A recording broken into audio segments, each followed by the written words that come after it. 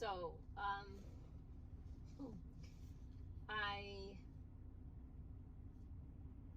since I was little and I could hear angels, I always wanted the world to be a nicer place or a better place. And I felt like I was going to try and do something to make it that way. Like, what can I do? What can I do? What can I do? And I didn't become obsessed with it, but slightly. So slightly, there was this really strong push to try and figure out, how am I gonna do what I can do? Because I saw, like, the stuff I was seeing I didn't like, and the mean I didn't like. And so I was born in 1970, and in the 70s, you know, there was bullying, which was normal.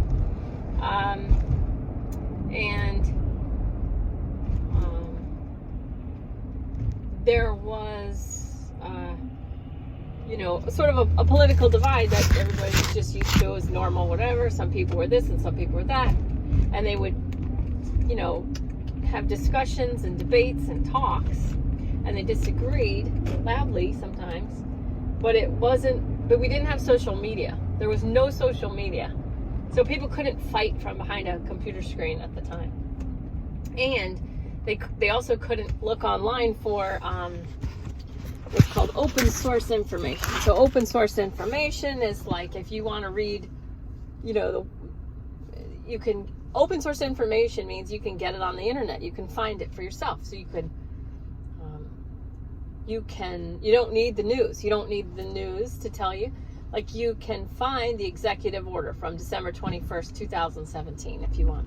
And you can find the WikiLeaks email drops from John Podesta and the DNC. If you want, you can look for these things yourself. You can read them for yourself. And then we have YouTube, which is, you can see people have put videos up on YouTube that they were like, this guy from the Charlottesville riots, and he's like, this isn't real, you know. And people who videotape CNN shoots from farther back, and you can see the producers and the other people that work for CNN handing out flowers and handing out signs, and you can see. So people who are using open source information in YouTube and you know, the WikiLeaks drops, they're getting completely different reality than the people who are just watching Fox or watching CNN or MSNBC or all of those. I use my dad a lot. He was like, I watch all the news, Carl. I get all the news. I'm like, well, you're not watching YouTube, and you're getting the news that is fed to you. Okay, my point. So in the 70s, you know, there was a two-party system. Everybody, like, allowed that to be reality, this two-party system. And I'm sure that before the internet was born, there were people who would be considered conspiracy theorists who said, don't you see that, you know, there are people who own both parties. And then, you know, YouTube comes along and people make these documentaries based on their own research. Like, there was one called USA Oligarchy. And that's been taken down many times, you know, but it keeps going back up. USA Oligarchy talks about the two-party system, how it was created, wars, how they started, you know. And I'm not saying you have to believe all this, but there's really no point there's no point for me to waste time talking to someone who's bathing in one narrative or the other narrative. I already know both sides of those, because Twitter is like this amazing place for me to get different points of view on the same subject, because you can put in the search bar a name or a thing that you want to know more about, and I'm not saying like, oh, Twitter gives you the truth. The truth is subjective. The truth is taken in by all different individuals who have all these preconceived ideas and all these lenses that have been created from birth based on the circumstances, who their parents are, what religion, where in the world they were born, all these things. It's like too many to even name. And then if you take into account past lives, like, when I was little, I was this little blonde-haired, blue-eyed girl, from Connecticut, and I had this anger, this rage, and my ego would always justify it. It was always righteous for me to be angry because there's all these different stories, and people are mean. Like, people would be mean to my brother, and I would fight them.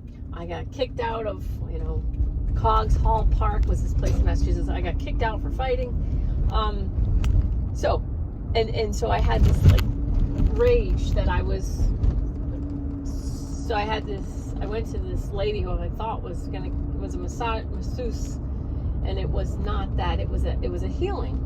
So it was called intuitive massage, but there was no massage. It was just a healing, not just a healing. And she said, where did this anger come from?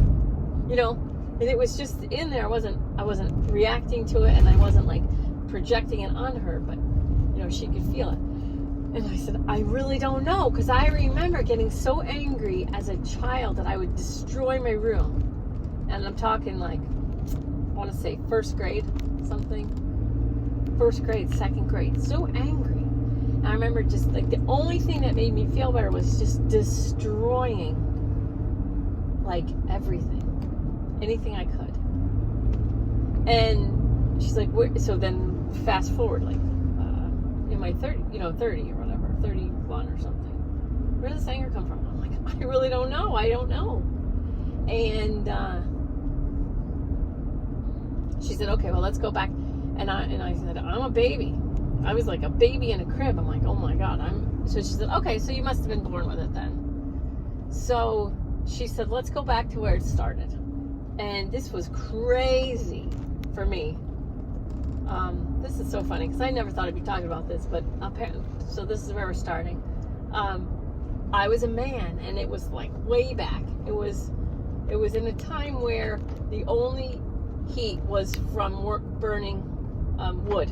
So there was this, I could feel that there was this really important thing. Like, it's hard to start a fire, so it's easier to just keep putting wood on the fire. So this is, I'm sure, where keep the home fires burning came from, because it's easier to keep a fire going than it is to start it every time. Now it's easy to start because we have lighters and we have all these things, of course. See, this is one of those moments in my videos where I'm like, oh, I sound so dumb or whatever, and then if I watch this back, I'll be like, it's not so bad. But this happens a lot while I make videos, so I know I sound distracted, and I am distracted because when I was channeling Neem Karoli Baba the other Sunday, my ego would be saying, oh, you sound so dumb right now, or you're losing it, this is too long, it's going on too long. And then Neem Karoli Baba's in my head going, you're doing fine, keep going, you're being way too hard on yourself. So this is what happens in my mind. So I'm bringing it out now as to give you the awareness, and to basically say, I see you, stop doing this, stop it, ego, I see you, I know you're trying to tell me this. And so keep the home fires burning. So there was this stress that I could feel, that I was a man. Someone stole from me money, and I was angry, and I went over and I killed this person. So I watched myself. Oh, it was me in this male body. Someone stole from me. I was just so pissed. I went over and I stabbed this person, like over and over, like I couldn't stop. I was so angry. And then I went to prison. And when I was in prison, I felt, well, of course I didn't feel great. It wasn't like super exciting to be in prison, but there was a couple things that was a relief. Being in prison, I didn't have to worry about the fire anymore, and I didn't have to like chop wood anymore. And I wasn't lazy, but it was this nagging, constant responsibility. Also, I was married. I got married to this woman, but I fought for her. Not fought like punching, but I competed with another man to get this woman to marry me. And so, but even after I got her, she was my wife, I was always like worried that she would think she made a mistake and she should have picked the other guy. So I was never comfortable in the skin, in the situation. I never felt like I won, the competition's over, she's my wife now, she's going to be happy with me forever and ever. I was worried that she was going to think she made a mistake and wish she picked the other guy and all this stuff. And then I was also worried she was going to cheat on me.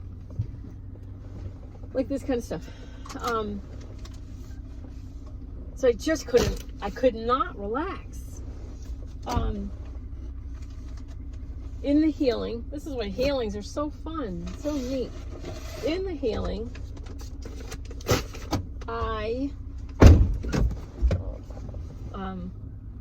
got to go ask her if she was mad at me or ask for forgiveness. Okay. And she's like, no, I'm fine. Like, I had such anger issues in that life and I was so worried about losing her all the time, and I was so stressed out all the time, that my wife in that lifetime, after I went to prison, she got to go be with another guy who she wanted to be with. She didn't have me there next to her, all stressed out constantly. So she was very happy that I was gone in prison. And, Hola! Carla, ¿cómo estás? Bien, ¿y tú? Muy bien, muy bien. ¿Café? Okay. Okay. How many? Gracias. How many? ¿Cuántas personas? Ah, ¿Cuántas personas? 2 personas. Okay. Muy bueno, gracias. De nada. So, what was I gonna say? She was very happy to get rid of me. And that was a huge relief that she was so happy to get rid of me, and that her life was better after I was in prison. All these people felt sorry for her, and they consoled her. She got a lot of positive attention and love from all different people in the community.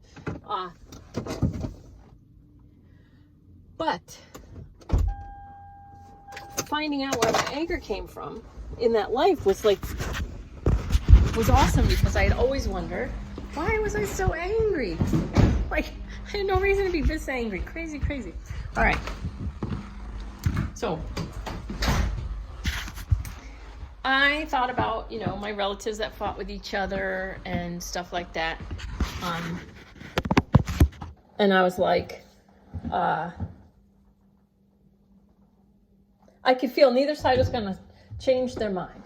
So I could feel that I thought that the fighting was totally futile. I didn't understand why are people fighting? Why do people fight?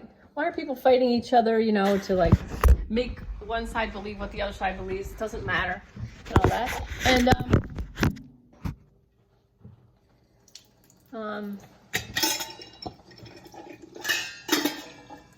I thought about it, like, how could we create a peaceful, loving world if one side believes what the other side, if one side gives in and lets the other side win, either side, it doesn't really matter. Would that work?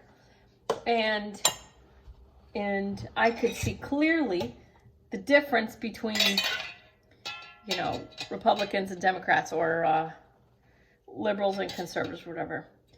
So back then, in the 70s, the conservative people were very religious at that time, and the liberal people, like fundamentalist Christians and stuff like that, those were the conservatives, and they were into religion.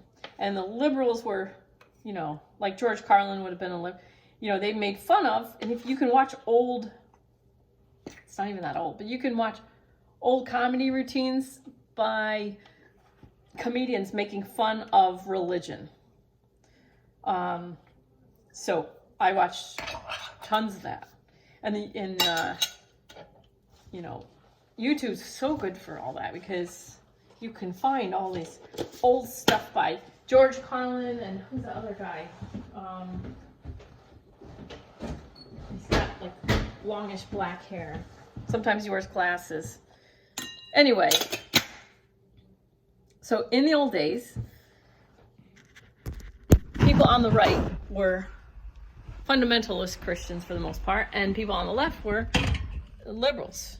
And Berkeley, you know, Berkeley was a college in California where you know, free speech reigned supreme. And now, you know, they're like shutting down speakers because they're not on the right side.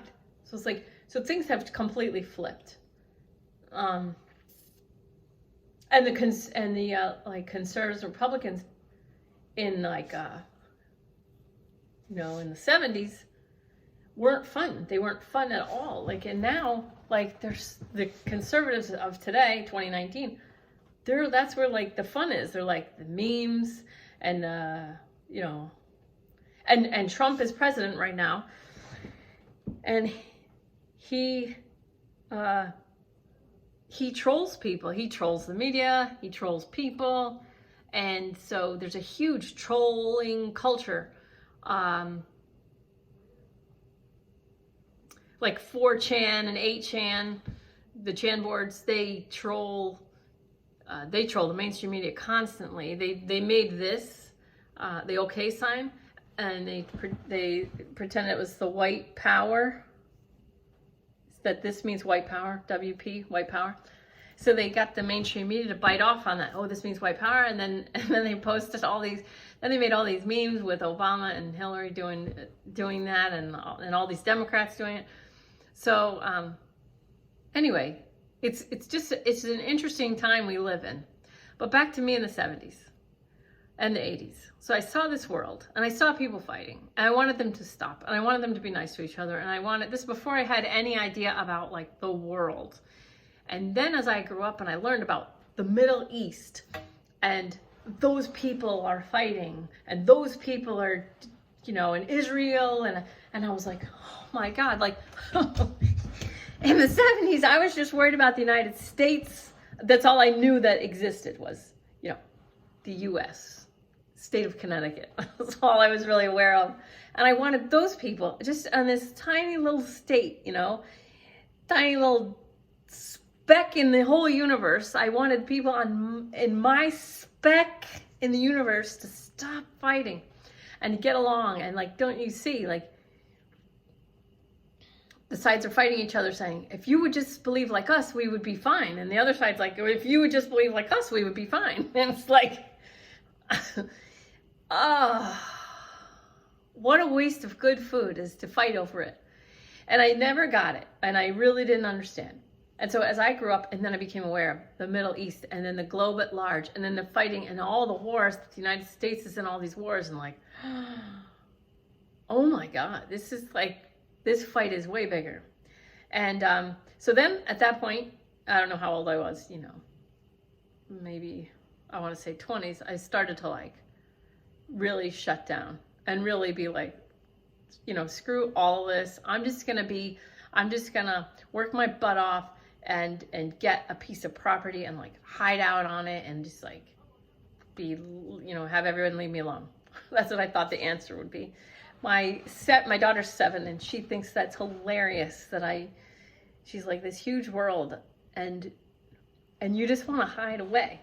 Like, that doesn't make any sense. She's like, there's so many places to go, and there's so many things to do. My friend's playing with my dogs right now. And she's like, you just want to hide out on like one piece of land. Like, what are you even doing? Okay.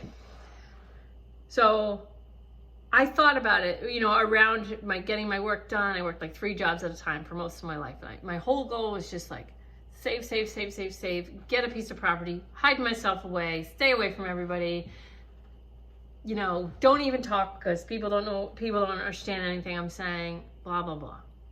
Just stay away from people, keep my mouth shut, they don't understand me, and they're just fighting anyway, what's the point? Because like, each side thought that I was on the other side. Like that was like the common theme through my whole life. And I never understood that until recently. Now I understand. It's like, if you answer a question, like, why would they do that? Then if you answer the question, they automatically assume that you're on that side. And you know, it just happened to me on Twitter. Someone said something on Twitter and I was in agreement with them. So I said, yeah, like, it's something like, it was about the division. It was about division and something.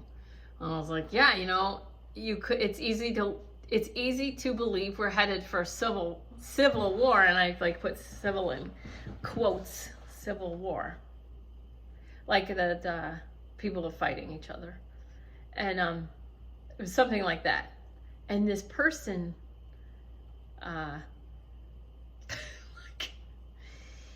I don't know why. Maybe the person I agreed with. So this is what happens on Twitter. And I didn't check into this person. They were just basically talking about fighting and the division or something like that. And I said, yeah, like, it wouldn't surprise me, something like that. It wouldn't surprise me if we end up coming to an actual civil war. But I said it like, you know, tongue in cheek, like, because it's not civil. People aren't being civil. And that was my comment was, I'm very sarcastic and snarky, and you know, it bites me in the butt sometimes. and I didn't check into whoever, and it was like, when I go on Twitter, I mostly just kind of like look and read, or I'll repost like puppy stuff. There's really good beautiful world stuff accounts, and there's really good like puppies, kittens, baby animals things. But aside from that, I really like Twitter because you can get a lot of information, a lot of different points of view, because people have to give you these concise, and so they have to say in a very short period of time what they think. And if you listen, you know, if you're skeptical but you learn to listen, people don't have to be perfect with their words, because you get a sense and you get an idea of what they're trying to say. So this person, the person I must have seemed like I was agreeing with, that I was adding to their point, was probably either a Trump supporter or some kind of conservative, because I got attacked from this side person who's saying that I'm supporting a con man and a criminal, something like that. And I'm like, what are you talking about? I knew what he was talking about, but I'm like, oh, that's what I said, civil war. And then I said, I got loads of pasta in my pantry. That's what I said. And I said it tongue in cheek. I mean, Twitter is not the place to try and get major concepts across. If you want to do that, you have to like do like 6 or 8 things, and people don't have attention spans that long usually on Twitter, so it's got to be quick. So I get attacked, and I'm like, oh my God, you know. So I've learned over and over and over that you can't stop people from fighting, because anytime that if you even stand between two people who are fighting, then it's like an independent, you know, trying to fight against the people who want to fight. I've learned you just have to let people fight, and then you just have to talk for the people and to the people who don't want to fight. So I can't stop people who want to fight from fighting. You just can't. It's not how it's done. All I can do is not fight, remove myself from the fight, and then be available as a resource to other people who don't want to fight also. And raise my vibration. So if I want a peaceful, loving world, I have to be peace, I have to be love. If I want a higher vibrational existence, a higher vibrational world, I have to be that. I have to make choices that are that.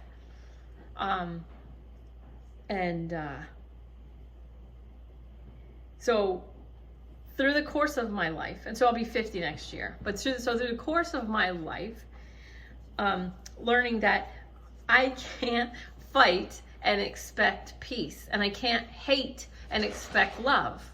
It's just so, I know it's a hard concept for a lot of people to grasp, that You have to love your way to love, and you have to be peaceful in order to create a peaceful, loving world. That's the only choice. All right. And it's very frustrating because I know. Go outside? Come on. Come here. Come on. Come on. Good boy. Go get him. Go get him. All right. So when I figured out a long time ago, I was like, I honestly, when I came to the conclusion that you can't fight your way, I was like, I can't do anything. There's nothing I can do. There's nothing I can do to stop the fighting. I truly believe there was nothing I could do. But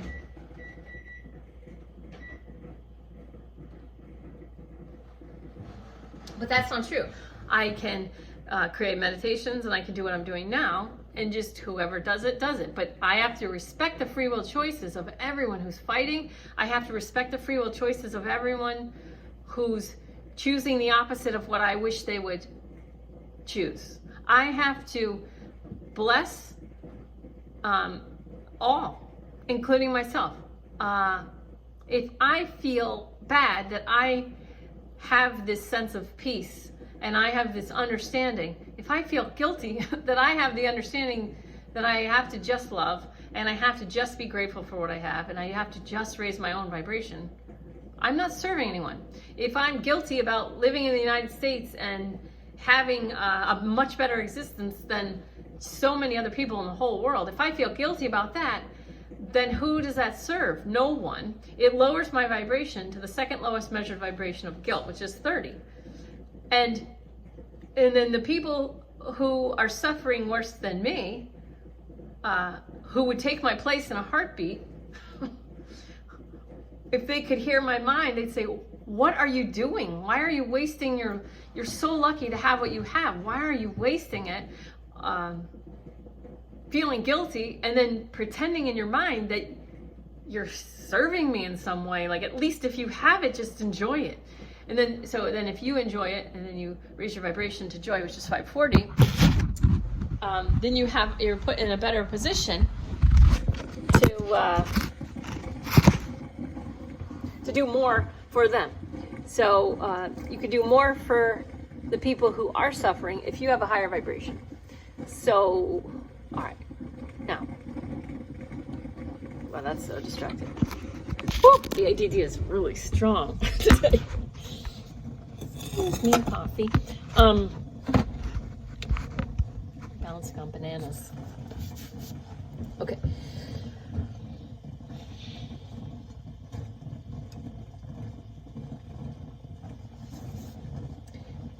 In hang gliding, one of the best teachers that ever existed, named Paul, he said, how can you tell who the best hang glider is? And I was like, one that's the highest? He's like, no. I'm like, the one that's soared the longest? He's like, no. He's like, this is the guy, because there's not that many. He goes, it's the guy doing this. Because in hang gliding, you hold the bar. So, it makes the point that the person who's the most relaxed, the most chill,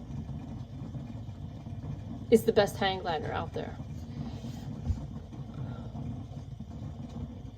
Alan Watts says, when you figure out what is wrong, the worst thing that you can do is to try to fix that problem. The reason is because trying is not doing. Do or do not, there is no try. Trying is not doing, and trying is expecting failure. The reason is because when you think you've figured out the problem, when you talk about, think about, post about, scream about,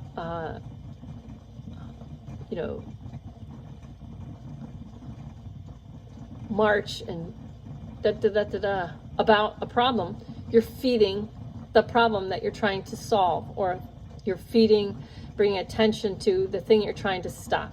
The law of attraction, Esther Hicks says, when she channels Abraham, she says, you're beating the drum of. So when you're beating the drum of hate or whatever problem, when you're beating the drum of it, you're creating it. That's why Alan Watts says, last thing you want to do is to try and fix a problem. When a society or culture tries to fix something, they always make it worse. And that's the reason. It's because they're focusing on the problem. They're focusing on the problem. They're beating the drum of the problem. And then they see it everywhere. And so, you see these people, this lady, my son went to jazz camp, and this lady, I overheard this lady, who's an awesome person, who started this great thing. She was talking, and she was very proud of herself, saying that we don't have any racism here, and we accept everyone, and da, da, da, da, da, da. And I said louder than I meant to, but I wasn't facing her. But louder than I meant to. Or maybe something said it through me. I don't know. I said, she says, we don't have any racism here. And I said, most people aren't. Like, most people aren't racist. They really aren't. Most people are not racist. And the people who are trying to fix racism are the most racist. That's why empowered black people say that white liberals are the most racist people. Because in trying to fix a problem with racism that they see it everywhere. And they focus on the color of people's skin. And so that is kind of the definition of racism. And so by trying to fix racism, they see it everywhere as something they need to fix. And so they think they need to focus on that in order to fix it. But when they're focusing on it, they're beating the drum of it, and they're creating more racism. And a lot of empowered black people, I'm just going to call them empowered black people, have made videos of themselves getting sort of attacked by white liberals. Okay, so like black, and maybe they're not conservative, but they're black Trump supporters, whatever, have put videos up on YouTube where they're getting attacked by white liberals, screaming at them for, because the white liberals assigned meaning of a MAGA hat, a red hat. The white liberal assigned meaning of the MAGA hat is racism. So then if they see a black person wearing this racist hate symbol, then they get mad at the person wearing it, and it's worse for black people who wear MAGA hat. Well, maybe not worse. That's a judgment. That's not true. I take that back. But this is the thing. It's like these people think, well, and how could you do this because you have black skin, and how can you wear that hat? And it's like, excuse me? Excuse me? Because of the color of my skin, I can't be wearing this hat? How's that not racist, So we live in a very cool time, and the law of attraction is on full display for anyone who wants to see it. And anybody who wants to see how it's working. And like when Alan Watts says, the people who are trying to fix a problem are actually the ones making it worse. And this is what we see. He was right. So we have the law of attraction on full display right now. And if you want a peaceful, loving world, then look for where you're not being peaceful. Look for where you're not being loving. Because the conclusion that I came to in my 20s is there's nothing that I can do other than be what I want others to be. So if I want other people to be kind and loving, whatever, I have to be that myself. And then show people what that looks like. I can't fight against the people who are fighting because